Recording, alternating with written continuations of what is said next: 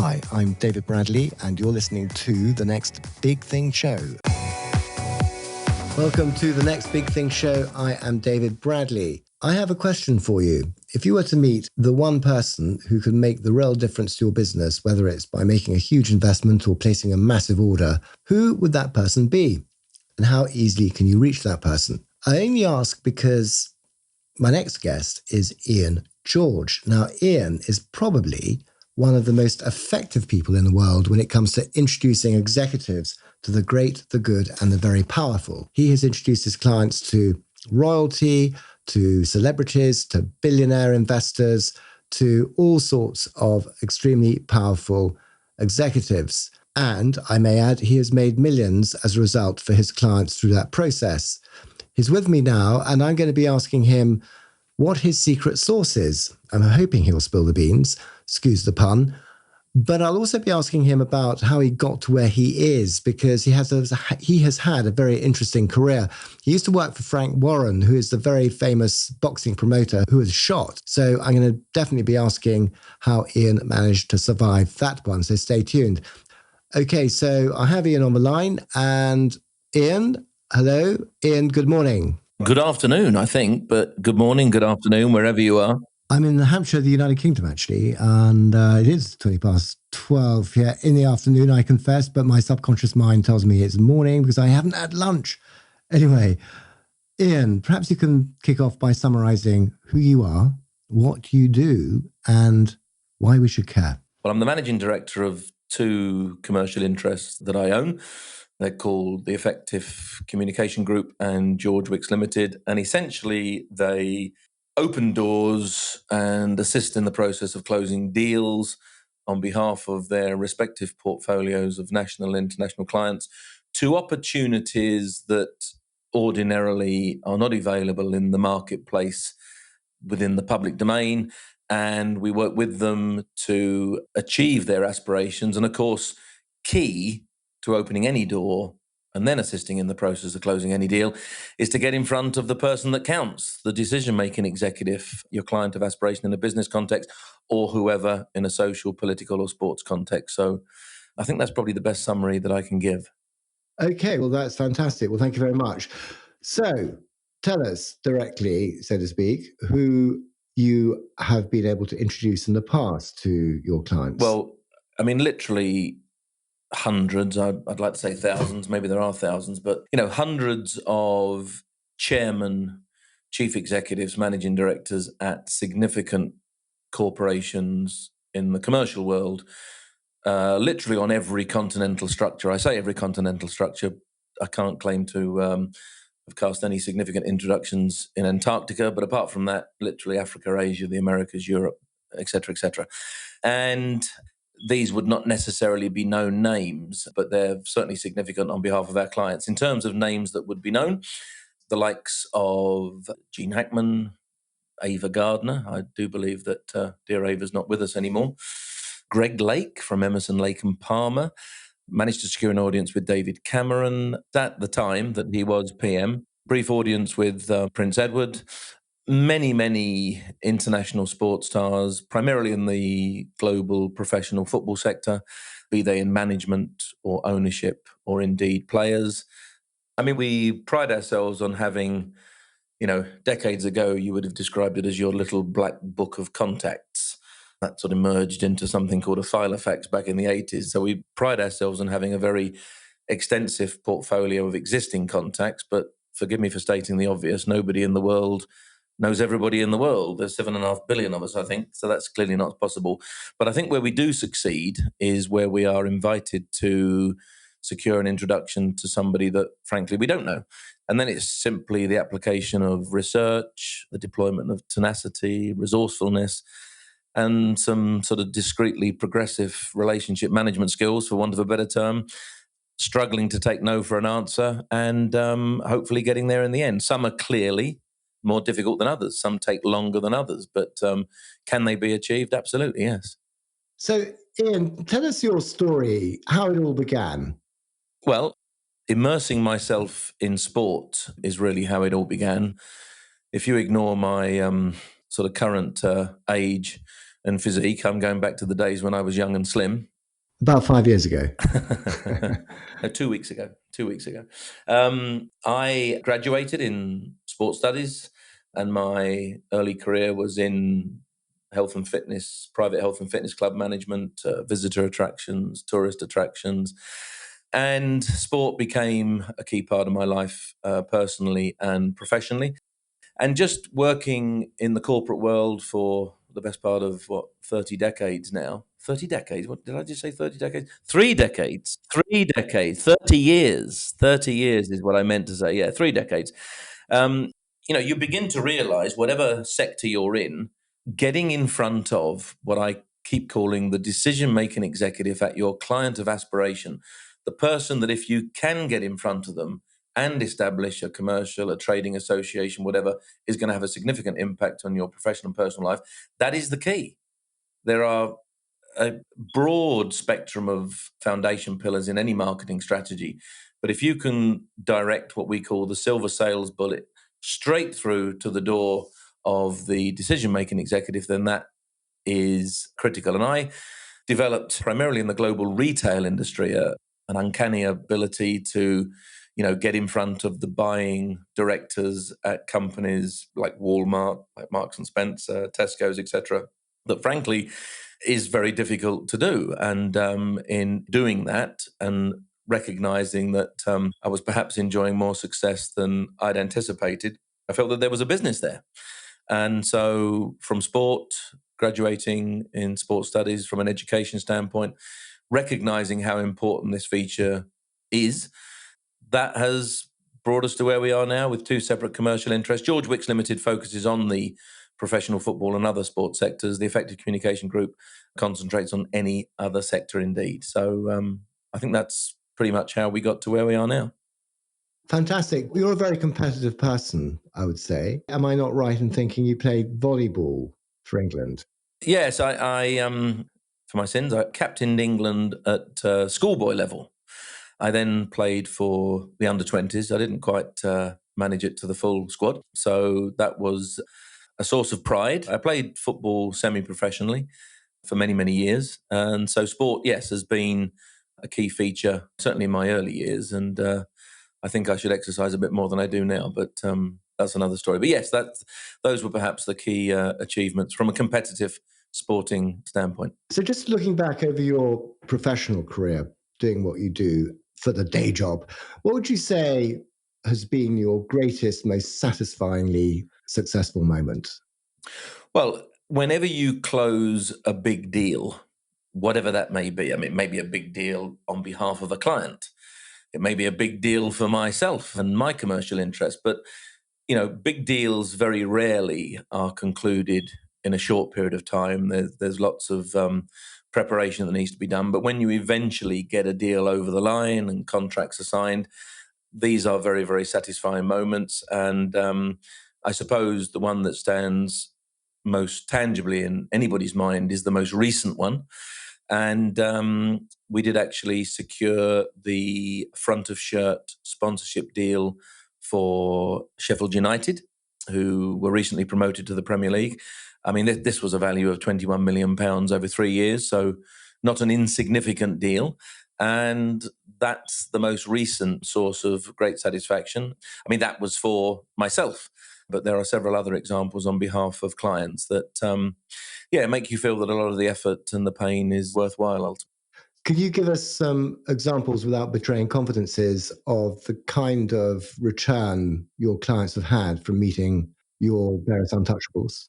Well, I wouldn't sort of betray any confidences, and I probably wouldn't mention the clients' names because they're probably not that keen to have their business sort of broadcast over the internet, et cetera, et cetera. However, an easy answer to your question would be millions of pounds. With hundreds of clients in the commercial world, either concluding commercial transactions or investment transactions, the revenues are indisputably in the millions of pounds. Now, how much profit they make out of that as the years go by is sort of subject to how they manage their business and the margins that they enjoy. But yeah, several millions of pounds. A lot of it is in the retail industry. the traditional and historic arena in which people buy and sell is retail, whether it's retail in stores, actual bricks as they call them now, as opposed to clicks for online retail. Everybody wants to get into Walmart and Tesco and Carrefour and Ahold and all the big retailers over the world. And we've had great success in doing that. So certainly in the retail industry, it's tens of £1 million of revenue. So if you are starting out as a small business, you've raised some startup capital, or maybe you're bootstrapping your business, then having a business relationship with your good self could potentially lead to a complete game changer of a meeting, which could help establish a particular company to become the next big thing, if you like, or the big thing in their marketplace, potentially. To use the words you use, David, it certainly could, and I'd like to say that it would. I mean, I lecture in the endeavors that I execute on behalf of clients. How can you do this for yourself? We're very happy to teach and train. The harsh reality is that you may well have the step-by-step guide and the procedures and the processes to follow. The success is based on the execution, and the execution is often down to personality. And some people, sort of unfortunately, just will never have the genetical makeup, the personality to be able to execute it. So, but we do lecture in that, and certainly for those who commission the service, we would work side by side for whatever agreed period of time to open the doors that they require, and then work with them to assist in the process of closing the deals that they aspire to achieve. Well, that sounds really great. But I think every fantastically successful businessman has a few bad moments. And and I think it's always interesting to explore those bad moments, to see what they were and to see how you kind of recovered from them. So now maybe you don't have any bad moments, I don't know. But what was your worst, most awful moment in your professional life? Okay, well, this was a couple of years ago now. I won't mention the professional football club for reasons of respecting confidentialities, etc. But I represented a professional football club, and that was available for sale. And I introduced various expressions of investment interest from investors in the States, in the Middle East, and in China. And one particular investment interest from Hong Kong pursued their interest literally to the point of applying a signature on the contract, and the club was there. And in this context, we were talking tens of millions of pounds. As with all opportunities, the owners of clubs will, consider expressions of interest from various sources. But we know that we had kicked into touch many other expressions. There was one other, but the most galling aspect of this was that the owner of the club declared that he had actually accepted an offer lower than the one we'd introduced. And I still struggle to understand why that was the case. But there are always reasons, aren't there? And some of them not necessarily anything to do with me. You have to respect why people make these decisions. But literally to have executed 12 months of dedicated work and to get pipped at the post within a couple of hours of applying the signature was devastating. But in response to how do you pick yourself up, you have to, I think the word resilience, also fortitude, you either drive to beat your head and let the handbrake off, or you knuckle down and crack on. And we've had successes since. So that was painful for me and the consortium, but hey ho. Now, from my research, I understand that you were there when Frank Warren was shot. Now, listeners, if you don't know who Frank Warren happens to be, he is one of the boxing world's greatest promoters. And back in the late 80s sometime, he was shot. It was in the newspapers. It was a disaster. And Ian, you were there at the time. So tell us about it. And how did you know Frank Warren as well? Yes, I was. I'm very conscious that when you mentioned it, I only chuckled because the end of the story was very positive. Frank survived, and he did survive, and we're all delighted to. He's an extremely successful and very approachable gentleman. I worked for him for a couple of years as his head of division for sports and leisure at the London Arena, and he used to promote and execute his sort of globally significant evenings and events at the London Arena with, I can't remember what the capacity was, 10,000 people, something like that. But he still focused a lot on, the young boxers coming up through the ranks. And he used to stage events at the Barking Broadway Theatre. And this was, I think 1989. And some of my colleagues and I made our way over to Barking from the London Arena that evening and were sort of in the foyer milling around waiting for Frank. And he arrived, and his chauffeur, opened the back door of the Rolls Royce, and this man in a black tracksuit, black balaclava, black training shoes emerged and shot him. But Frank survived. I remember visiting him in hospital, and he's gone on to greater things. He's a very successful gentleman. I haven't seen him for a number of years now, but so I was in the foyer, and of course reacted to all of the commotion and the noise outside. So yeah, it's not it's not an evening that you forget, but yes, I was 60, 70, 80 yards away, something like that, but inside the building. Okay, well, we're slightly beginning to run out of time. So I'm going to just ask you one or two more questions. And I think what listeners are really quite keen to know, what are the most important things that they need to do today in order for them to meet in their industry or their business an untouchable, someone who's on such a high pedestal that no one can reach him or her? What's your advice to someone like that as to what they can do now to reach their untouchables? Well, from a selfish standpoint, I'd say talk to me and we'll do it for them.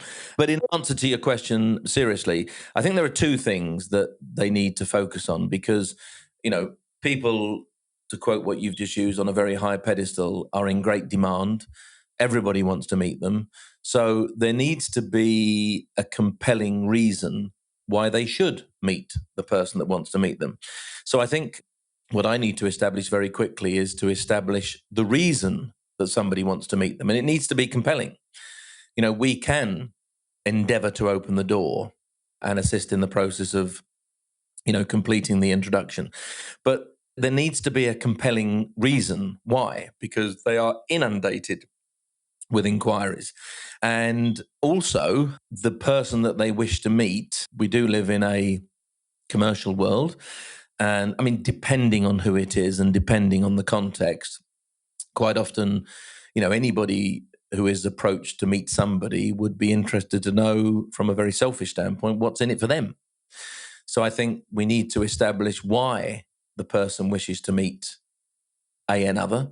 And secondly, we need to cast a very compelling argument as to what that person is likely to enjoy from it. It may be money, it may be of charitable interest, it may be to raise their profile. I mean, it really depends on who it is. But I would say that there needs to be a very good reason behind the approach as to why they want to meet someone, and also some sense of, what the person that they want to meet is going to receive out of it. And I think those are the two key reasons because, depending on the height of the pedestal that they're on, they turn away far more approaches than they accept. So it does need to be a very, very compelling reason. And that's where I would suggest the focus should be applied.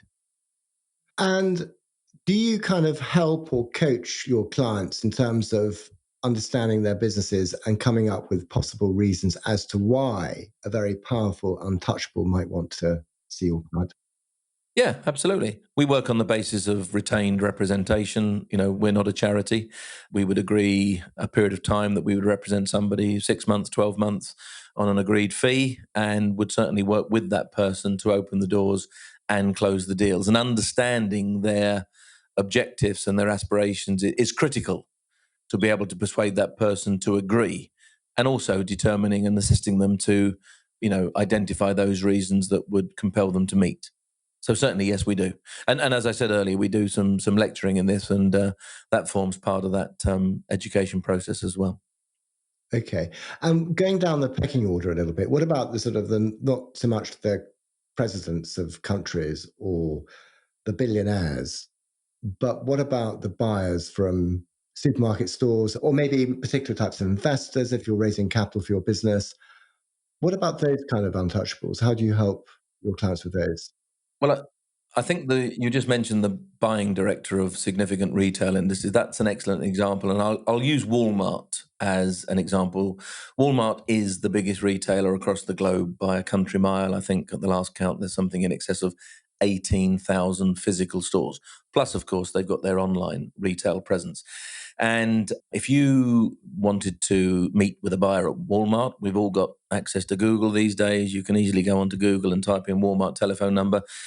99 times out of 100, it will give you the customer services number. And that's my greatest hate in life. The whole customer services function in life is a complete and utter waste of time. They don't have any authority, and you're just wasting your time. What you want is the telephone number at the head office where the executives are based. That's not easy to acquire. If you do acquire that, the switchboard operators are trained to a very fine-tuned fashion. If you were to ring up and say, "Oh, can you put me through to the person who's responsible for children's clothing?" You don't have a name. They immediately sense that this is a speculative inquiry, and they will ask, "Do you have an account with Walmart?" And you'll say, "Well, not yet, but we're hoping to." And they have a very stock answer. They'll say, "Please go to our website, click on the link, the button that says new product inquiry." There'll be in excess of 50 pages of information that you'll need to complete, and press the submit button. And it will then say, "Thank you very much. If there is the slightest interest at all, someone will be back to you in 6 or 12 months. And I have a very simple view, David. If you enjoy waiting in the queue in life, you will remain in the queue in life.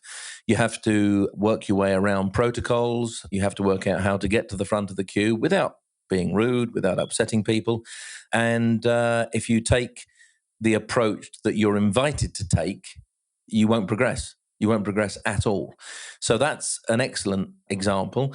And over many years now, we have several existing buying directorship contacts at Walmart in the States and Carrefour in France and Tesco in England and Ahold in the Netherlands and numerous other retail entities.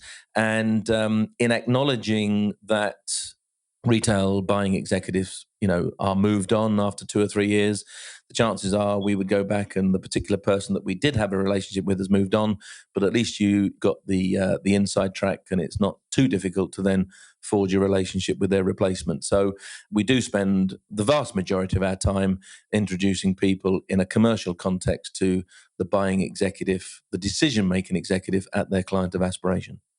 I have a funny feeling that what's nagging people listening is that you haven't once mentioned social media and how that influences the process. Perhaps you can just explain the role of social media in helping you allow your clients to touch the untouchables, if there is indeed a role. Well, I think I'm an old-fashioned gentleman. I have a Twitter account. I have a Facebook account. I'm on LinkedIn. I view YouTube on occasions. God knows what Instagram and what's the other one? Snapchat does. I don't use social media a great deal at all. I think it has great benefits. I'm not somebody that embraces it that extensively. I'm one of a dying breed of those who use a mobile telephone to speak to people.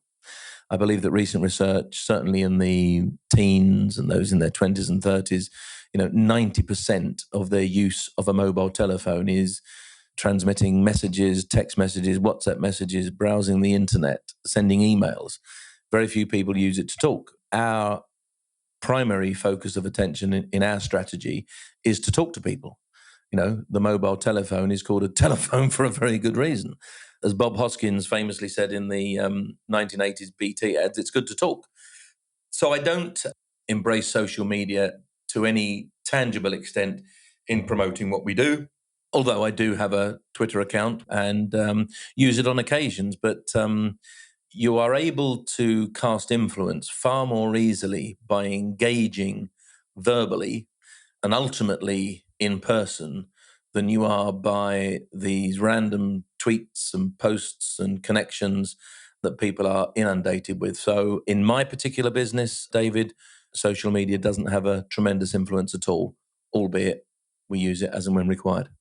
So would you say it's all really about establishing relationships, and relationships are best done face to face, person to person? Correct. Quite often people will say to me, how do you do what you do? But I think that the standard answer is there are four component parts. Now, if we have existing relationships with the people that they want to see, then that's great. That's relatively easy. But the chances are we don't, because as I said earlier, nobody in the world knows everybody in the world. So the four tactical features within the strategy is certainly extensive research, then the deployment of resourcefulness, an element of tenacity, and then finally the sort of discrete development of relationship management skills. It's about building relationships, and I don't believe you can build relationships that have any significant impact digitally. It's far more effective to develop relationships, ideally face to face, but if you can't do it face to face initially, then at least verbally on the phone. You know, we're all knee deep in emails that most people don't read, they don't respond to, or they end up in junk, tweets and posts and God knows what else. I use the telephone to speak to people. And that's what we do. That's what we do. Fantastic. And how can people reach you? Well, they can visit the two websites, www.effectivecommunicationgroup.co.uk and www.georgewicks.co.uk. Can send an email to register an inquiry, and I'm sure people can come back to you to pass our further details on, but would love to be able to help. All of the contact details are on the two websites, and would be happy to, engage and see where we can assist. Great. Well, that's now finally all we have time for, listeners. So, Ian, I want to say many thanks indeed for coming onto the show. And I very much look forward to seeing you again soon. And so, thank you very much indeed. That's a pleasure. Many thanks, David, and we'll talk again and meet soon. Good. Okay, listeners. And so until the next time, thank you for listening. Goodbye.